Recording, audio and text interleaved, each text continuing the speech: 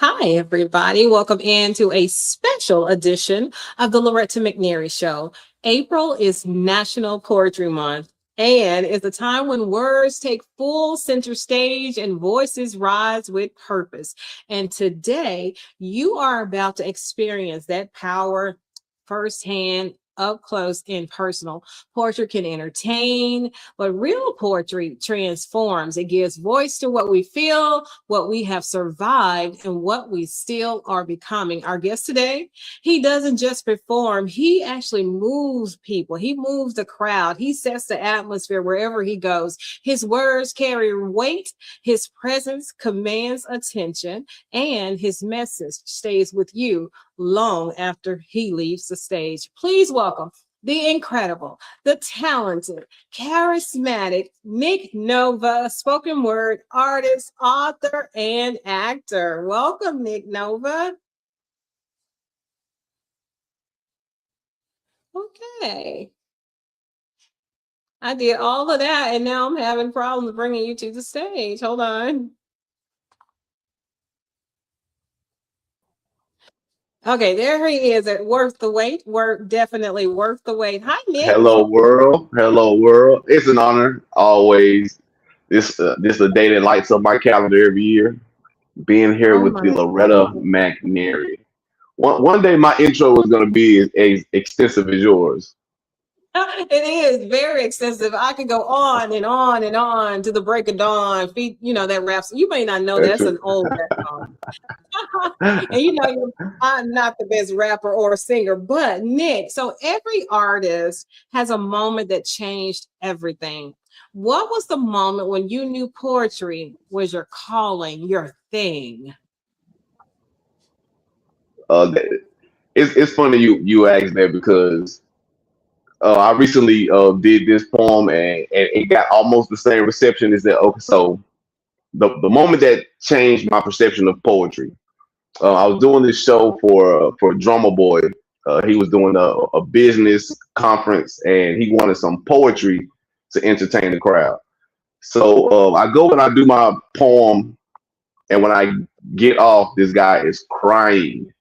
He's still in tears from the message that I gave, and that's when I knew I could be instrumental in changing people's lives with this poetry. He was literally crying, and I didn't think anyone would feel that deeply for something I wrote, but that was a moment I'll never forget. Shout out to Drummer Boy for that. Drama boy, and this little boy celebrated, I think, his 1 year birthday yesterday. I saw it on social media. So shout out Oh, to yeah, yeah. Drummer Boy Jr. And I also wanted to dedicate not this song. I also want to dedicate this show to Marshall Lee Dave McNary and Brandon Absolutely. Maurice McNary and Dave Shorter Jr. because I know they Absolutely. are as proud of you as I am. I, I without those guys, I wouldn't be who I am today. I wouldn't be sitting where I'm sitting and have reached the rooms that I touched without those guys, man. And as bad as it hurts to not have them, I know that I can't give up the race. Before. I have to make them proud till I get to the biggest stages and I can scream their names. Absolutely. Marshall, Brandon, and Granddad, it's my people, my role models. I know. And now you have Kylan and Naomi. And of course, you can't Absolutely. forget Spencer and Jacob and your mom and all Absolutely. those other people and your wife. Absolutely. Yeah, 'cause when you were on here the last time, you weren't officially married, but now you officially have a beautiful wife. Officially, official. It's official. I have a poet wife now. The poet is locked down now. She's a first lady of poetry because you the Yeah, goat. absolutely. That's the queen. That's the queen right there. So, That's the queen. So when you sit down to write, what mhm. leads you? Is it emotion? Is it discipline or divine inspiration or drive or ambition? What really drives you to write? Well, I can say I'm a very cerebral writer, so it's always I look for the intelligent way to phrase things. Of course, the bars, the words, and the rhyme. So if I had to say one thing, I would say the rhyme. The rhyme is what leads me down the path to discover what this poem is going to be about. I've I always had a agree. love for words, and just when I hear a rhyme and it's put together perfect like a puzzle, that's the fire. That's the As I hear fire. something good, I always say fire. That's fire. That's his thing. Fire, and then a great picture is money shot. You know, That's it's a money. great picture That's of him money. when he's a that's the money Couple shot. That's catchphrases from them. I remember It's that. I just when you remember that. know. It's just when you know. When you know, you know. So your performances are so captivating. I have seen you on big Thank you. stages, small Thank you. stages. I've seen you in clubs. I've seen you in restaurants. I've seen you on the campus of the beautiful University of Memphis. I've seen There you you go. everywhere, all across the United States, and they're so captivating. When you are on Thank you. stage, it's like something happens. You're charismatic anyway, but when you are on stage, it's your world and we are taking notes. So, how do you prepare for that? How do you get your mindset ready? Well, the day of the show is relaxation. Like I don't want any distractions, anything that could change the tunnel vision. Like that's how I can describe it. It's just the tunnel vision. I just get focused. I try to envision myself on the stage. I try to envision things that could go wrong, things that could, and I just practice through it. I practice over and over throughout the day, and then I just need silence because it's a such thing as over practicing too. So I like to make sure that I'm prepared, but not so much that I can't change with the moment. Because sometimes some things happen when you're up there, and you need to go with that moment, not fight against it, but you need to go with You need to go with it. So, what separates a good spoken word performance from one that it. people never ever forget? Hearing something new, something that they could never think of, but they could never forget. Like I think poetry gets typecast into a certain sound or in a certain cadence. So I I like to break free of those stereotypes, and I do me. Like you said, I'm a pretty charismatic guy off, but when the stage is, oh man, and it's me and everyone's paying attention to me, it's like then I could be my true self. And it is kind of like a transformation, if you will, because you know that this is my dream, this is my passion, and that moment is the culmination of everything that I work for. So I don't it brings something out of me. As hard as I practice, when I get on stage, it's even better than I ever practice every time. Oh my goodness. And I tell you, the transparency is microscopic because you come out and it's like you just read it as soon as you hit the stage and you hear your name. I'm ready. I love it. I absolutely love it. I take notes all the time. So, National Poetry Month was launched in 1996 by the Academy of American Poets with a clear mission to increase awareness and appreciation of poetry across Right. the United States. Have you, but you always saw this. Do you appreciate having a national day, or does that solidify it or legitimize it or validate it for you, or you don't need that? Although it's great to Um, have. uh, no, I love the celebration, the extra emphasis that's put on poetry during this month. It's kind of if people you're not gonna pay attention to poetry all year, at least this one month you can get a glimpse into the world. So I love it. Anything to put poetry on the mainstream, just to give people to try it out. And I know when people come to shows, they continue to come to shows forever. When they Yeah. see me, this was my first poetry show, and I'm a lot of people's introduction to poetry, and they keep coming back because everybody brings a different flavor to the scene. But you just gotta see Nick Nova. It's a different experience. I You promise. just gotta see. It's such a big difference. And I am very biased and partial. So they say that National Poetry Month is one of the largest literary celebrations in the entire world, and it carries far more weight than most people realize. And I had no idea, right? We had to learn poetry in school. We Right, had to know about right. the stanzas and you know about the formatting of poetry. You are so geeked on you kind of like a geek when it comes to poetry and writing. You all know you call it bars and songwriters call it bridges. So what is Yeah. that thing that it has to have for it to be called poetry and not just a written word? So for me, when people ask me to define poetry, I just say as long as you are sharing something real, something from your soul, then I consider it poetry. A lot of people, it doesn't have to rhyme. It doesn't have to be anything. People try to put it in this box and make it a monolith, but poetry can be in any different form that your mind can think of. So I just think for it to be poetry, it has to be descriptive of something real, whether it's what you're feeling or what you're going through. It just needs to be something real. So would you say that rap is poetry in some form? Absolutely, absolutely. I think most rap songs you could take and strip it of the beat, and when you say it out loud, it can be poetic.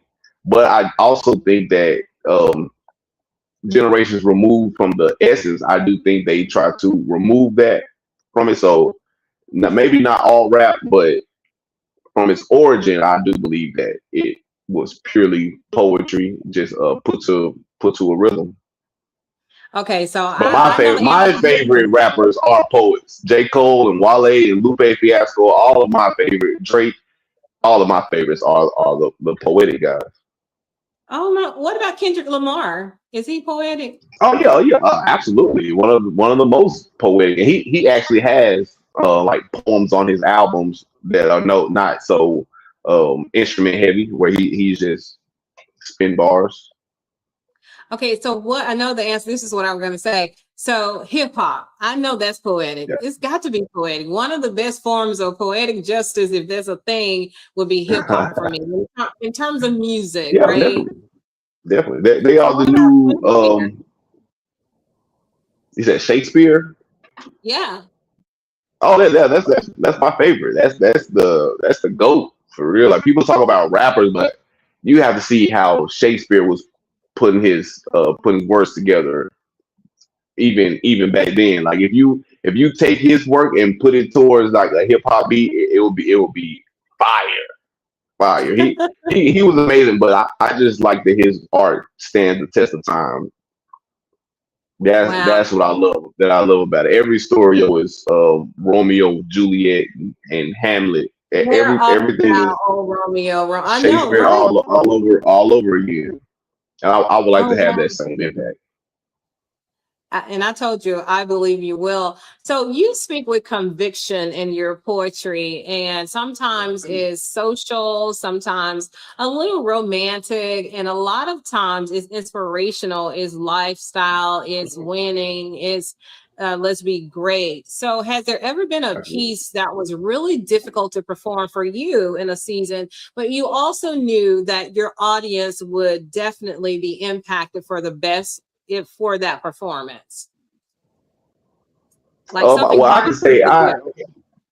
I perform things that are comfortable for me. I know a lot of poets do the hard poems, but I I shy away from that because I don't want it to just reflect too much of just me. Like I feel like those more personal poems, I feel like they can remain for self. So when I perform now, I usually perform something for the audience. There are poems that I've written that I still can't perform to this day. Oh wow. So what Man, about Langston Hughes and yeah, like James yeah, Baldwin, like the greats? What do you, and of yeah. course I mean, there's a they open the song. doors for us. You're standing on their shoulders, I promise you, because I don't Yeah, know who they're sings the it. Godfathers. Yes. have you heard the song? It's called Square Biz. I don't know who sings it, but that's when I first heard outside of school, Nikki Giovanni is in this song called Square Biz. Oh I'm yeah, yeah, talking, yeah. She, you know, and her and James Baldwin were they were open minded. They were free spirits, and that's something that I try to emulate today in my work. I just love the intelligence in a time where I think black people were not seen to be so or expected to be so intelligent. Nikki Giovanni and James Baldwin, that's all they were yeah, they intelligent pushed black for people. it. So I really would. Yeah. Absolutely. Absolutely. So let's talk about your book. Oh my goodness, Oh The yeah, the Imperfect Brother. imperfect brother, the imperfect brother. Man, what one of is a masterpiece. I'll say it now. I'm very proud to have written a book my way, with it being poetic throughout the entire story. I'm just so proud. I read it all the time, and it's selling amazingly. Like people tell your first book doesn't sell that well, but mine has been astronomical. And not only is it selling well, Nicholas, it is so impactful. It's so powerful. So I kind of want to That's the most talk about. important. I was looking for my copy, but people come over and they just take the copy. I've had like five. I probably only know where one is, but that's okay because that's what it's for. So, Absolutely, absolutely. kind of give them the gist of it's a 3-book series, it's a trilogy, and so Right, this right. first And one, yeah, so yeah, and it's called the perfect beginning because I know that it takes an entire work to explain this new world that I've created. It's based on a planet called Memphis, and on this planet of Memphis there is a family of six, a single mother with five sons, and they live on a planet full of criminals, full of thieves. But the mother of this family is upholding her morals and her principles and teaching these kids that no matter what the world is doing, that it's beautiful. And that's not what we do. We help people and we will save the world our own way. It's a yeah. lot to it. That's the family aspect, and from the aspect of the main character, he is powerless in a family full of powerful individuals. So it's a family story, but it's also an underdog story as well. Also a And it's metaphor for social change. it's so beautiful. It's so beautiful. It's available on Amazon.com. And if you see Available on Nick out, Amazon. chances are he has a copy or two to I, sell. I have them on hand as well. It's just been a great experience to create something that is well received, but also has that message. So it it took a long time, but I was inspired by my mother. You don't give up because something's hard, and it was tough, but the reward was well worth it. So what inspired you though? Because you I wouldn't say you're an avid reader or loved reading, but I know Right, you right, absolutely yeah. love and breathe poetry. You write every day, you practice every day. So what inspired Right. you to say, you know what, I want to put this in book form? So I've always been a big anime, comic book, cartoon fan, and ever since I was a kid, I created characters and I wrote their stories. They had backstories and adventures they would go on. So as I developed my skills as a poet, I still have that inner kid in me that with those same characters in my mind. So I wanted to create something that I wasn't just watching and enjoying. I wanted to be the one that is creating these characters that are teaching kids different morals and just a different standard.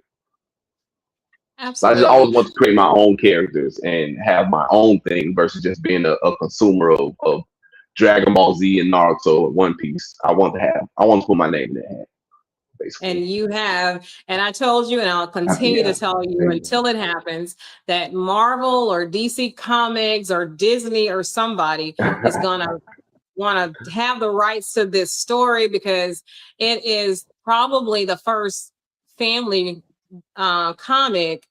I'm a superhero, And so I'm probably only single parent of 5 amazing sons who is immortalized or more as a superhero. So I love it. I His think brother we're is the called only. Superhero. I think we are the first family, like not just one person in the family and they're hiding it from everyone else. No, the entire family. Yeah, We are the heroes. So I haven't seen right. it. I wouldn't have written how I wrote it if I No, had seen it's it so before. deep. I wanted It's something to so be deep. something original and to have the concept of a planet full of thieves. I just think that the stories that will come out of it will change the city of Memphis. Yeah, and then you say in the so it's a story of thieves, but everybody is a thief, right? Everybody, And so everybody. that's the economy there. And when you think about it, we've all probably took something at some point that wasn't ours, whether it was Yeah, a candy bar, a car, or and somebody's. and had something taken from us.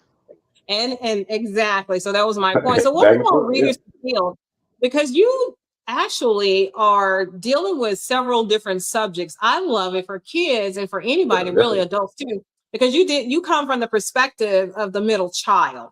And that's a thing. The middle child Oh syndrome yeah, is a phenomenon, it's a thing. yeah, So yeah. you talk Somehow, about that in the book. So you liberate middle child people like me and you, that because yeah. we're not the oldest, we're not the baby. So Yeah, I can't think of a movie or anything mainstream that celebrates like the middle child. Like maybe the oldest like is the heir, or the youngest is the baby that gets spoiled a lot. But when it comes to the middle child, it just is like it gets overlooked, and that's the whole stigma around it is just being overlooked. So the main character Niyu, he takes that and he does lash out, but by the third book, you will see the progress and the strength that comes from being the middle child, the bridge between everybody. and you validate everybody in a family so well, Nick, to the point that if you Thank don't you. Thank recognize yourself in that book, you're not being true to yourself, because it is every personality, every kind of One of the circumstance, characters, yeah, situation. We always think it's the other one that's the favorite, number one. We always think that everybody else has it easier, people always love that person better. And it doesn't really matter about positioning. It's just something that happens, right? Until you know better, that and your book starts leading that way, that we need every gift, every right, talent working together to be successful as right, a family, as a city, da da da da da. and that's when you get to perfection is when everyone balances everyone out, then that you have a perfect entity, and that's what the core of the book is about. That you may feel imperfect and you may see someone that you think is perfect, but they might look at you as if you're perfect because they say the grass is always greener. But I just say appreciate whatever grass you have.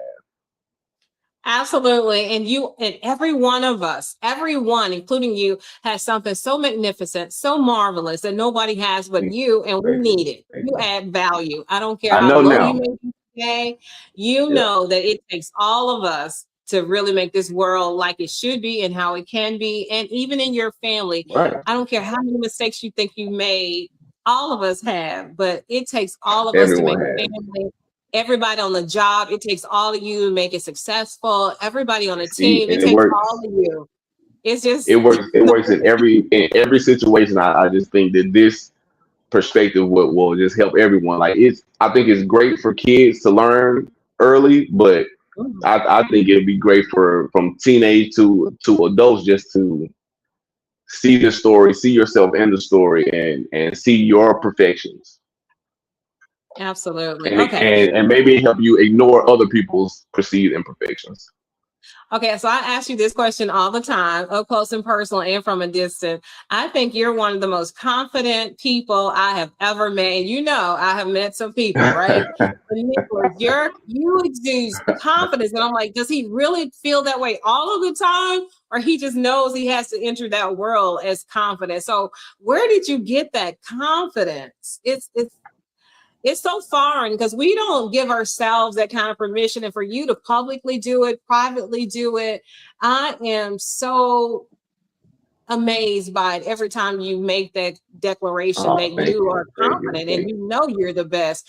And how you said it's not taken away from somebody else. So it's not arrogant because you feel like And everybody's that's that the way. thing, right? That's the thing. I want everybody to know that I feel like everyone should feel like that about themselves. But the confidence came after time and time again that I proved to myself that I could do anything.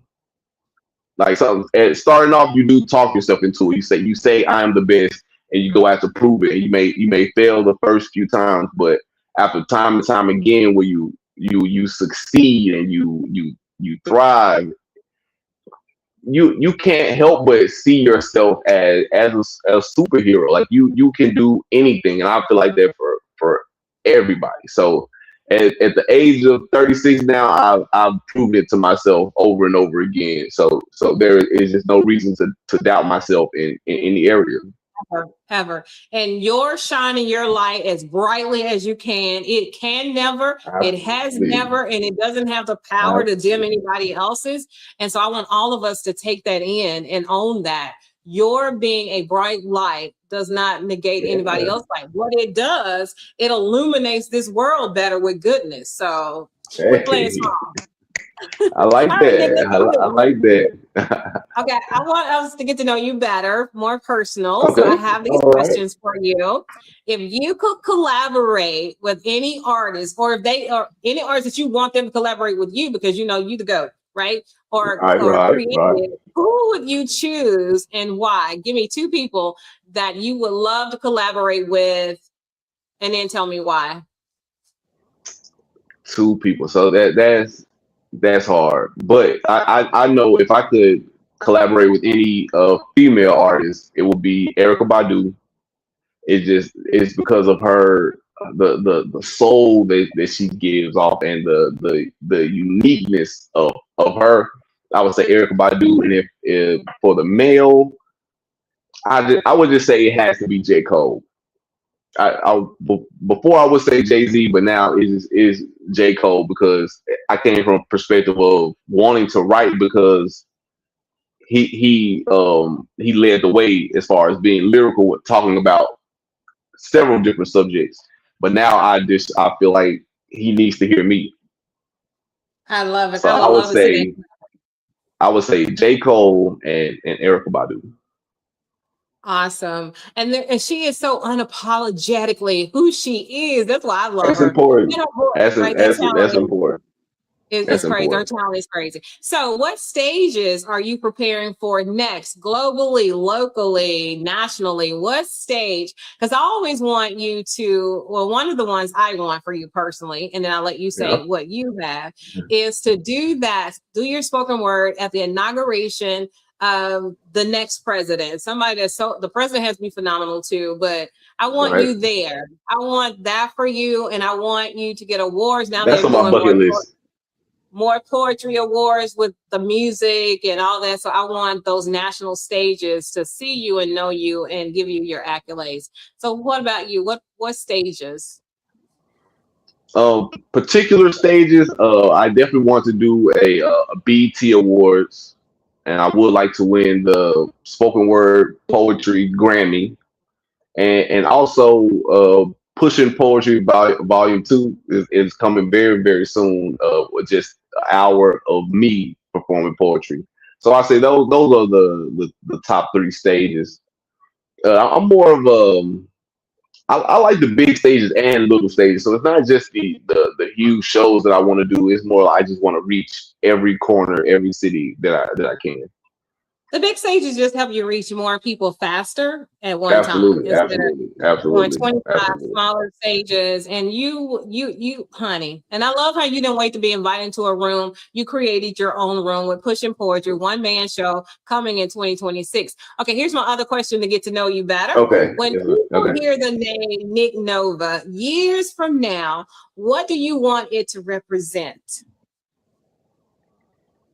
I wanted to represent intelligence. I wanted to represent perseverance and I want them to know that I was an individual that followed my own mind, and that I wrote about the things that I wanted to write about, and that I was genius. Genius would be a good word to associate with Nick Nova in the future. And I say that word a lot. Great Okay. question. That's a great question. I like that one. I never heard that one. Oh, God, you know how I roll. If you're not That was saying great. I ask a great question, then I'm not reaching high enough. So, how are you? And I know the answer to this, and if you don't answer it, I will answer it for you because I know several answers to this. So, how are you intentionally using your voice and platform and your book to give back and open doors for others? Well, I can say personally that I've given several books away to kids that I believe that this book is important to kids, but not only just to learn the lessons instilled in the book, but because of the vocabulary that I use in the book are words that will help kids be able to express themselves more. I don't just use the typical cat hat rat words. I'm using real vocabulary words that they can take to the real world and be able to articulate their own thoughts. I love that. And also, So you it's have about the next spoken at generation. And you've spoken at a couple of schools and places for kids for free. You've I donated your have done that. time, I've your done, yeah. treasure. Anytime for the kids, I'm coming in, and it helping out and lending my voice is payment enough. Yeah, I do love the And school. I do love the schools. The I next know you do. generation of poets. All right. So I got to ask the last question. Then our time is up for the TV portion. Then I want us to hang around after Already. that.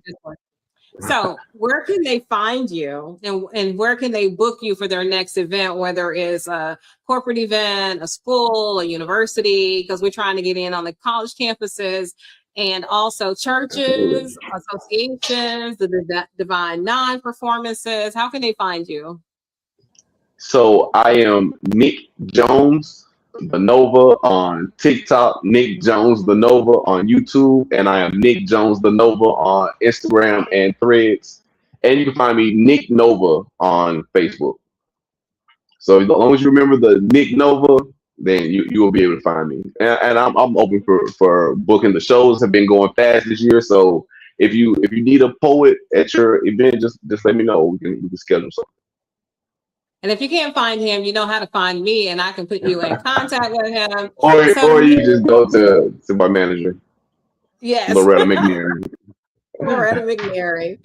What a joy and so much inspiration, so much love, so much. Oh, you just encourage me and inspire me. So, Nick, thank you for showing us what it looks like and feels like and sound like to walk in your gift and your purpose with boldness and purpose and Thank you. direction. Your voice really matters, and it is going in rooms and reaching the nation for all things that are good. So I want to thank you for that, for all That's you do for amazing. us. And to everyone watching, stay connected, stay inspired, and keep showing up fully in your own voice. Think positive, dream big dreams, help someone Yes. along the way, and live like you believe, beloved. We'll see you soon. Bye for now. Like you